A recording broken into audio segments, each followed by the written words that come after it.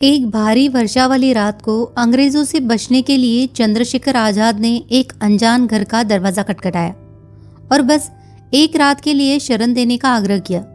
उस घर में एक वृद्ध महिला अपनी बेटी के साथ रहती थी।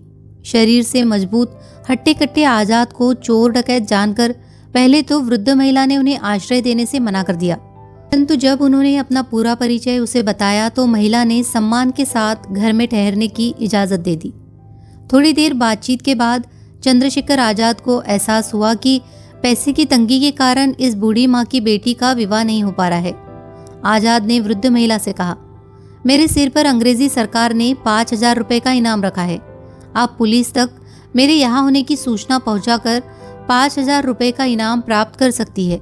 इससे आपकी बेटी का रुका हुआ विवाह भी हो जाएगा।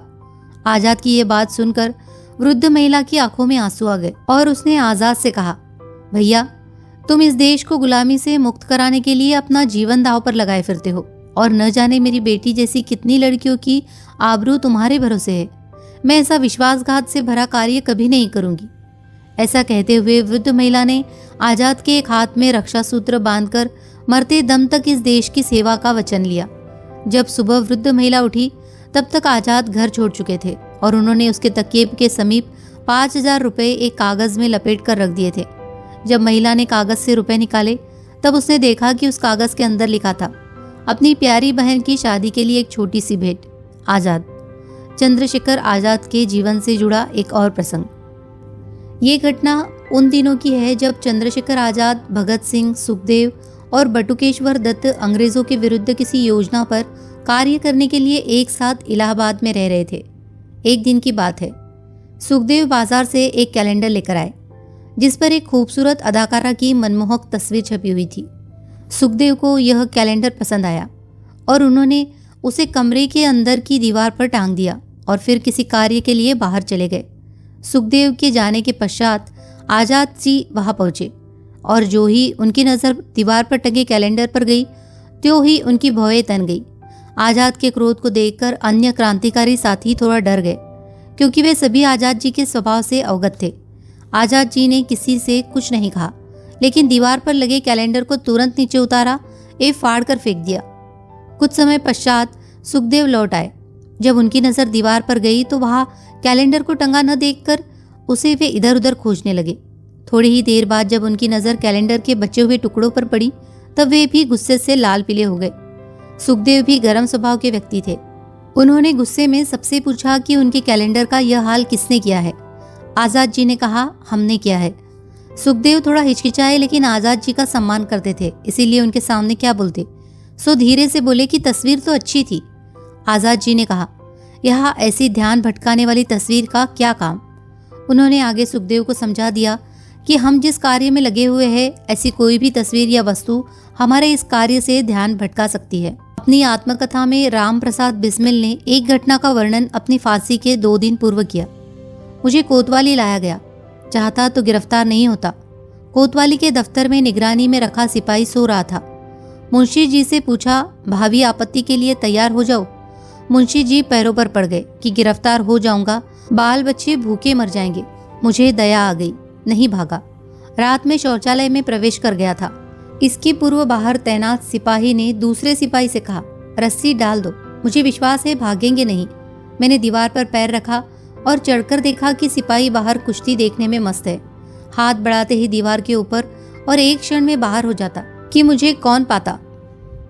किंतु तुरंत विचार आया कि जिस सिपाही ने विश्वास करके इतनी स्वतंत्रता दी उसके संग विश्वासघात कैसे करूं? क्यों भागकर उसे जेल डालूं?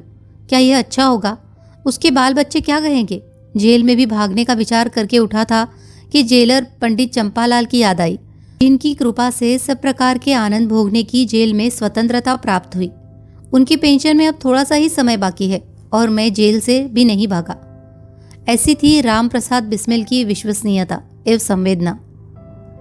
ब्रह्मापुर के पास एक गांव में मुन्ना सिंह बादशाह रहते थे। वे जो कहते थे करते थे तो गृहस्थ, लेकिन व्यवहार साधु की तरह था। कीर का जीवन जीते थे। साधु सन्यासियों की सेवा में उन्हें गहरी दिलचस्पी थी। वे संगीत के भी प्रेमी थे। उनकी दृष्टि में कोई बुरा नहीं था। एक बार रानी सागर गांव की एक वेश्या ने उन्हें संगीत और भजन सुनने के लिए आमंत्रित किया। उन्होंने हाँ कह दी। लेकिन तभी वर्षा इतनी हुई कि बाढ़ आ गई। जाने का मार्ग जल प्लावित हो गया। लोगों ने कहा, बादशाह जी छोड़िए, एक वेश्या के यहाँ कहाँ जाइएगा, जाने का कोई मार्ग शेष नहीं। यदि नहीं भी जाइएगा तो क्या होगा, वेश्याएं ऐसी ही होती है, उनके लिए आप चिंतित क्यों हो। मुन्ना सिंह बादशाह ने किसी की नहीं सुनी और सारा कपड़ा एक हाथ लिए लंगोटा पहन पानी में कूद पड़े और उचित समय पर उस वेश्या के यहाँ पहुंचे। एक वेश्या के वचनों के प्रति भी इतने क्रूर संकल्प वे साधु थे। न तो उन्होंने लोकापवाद की कोई परवाह की, न तनिक अपने व्यक्तिगत कष्ट की।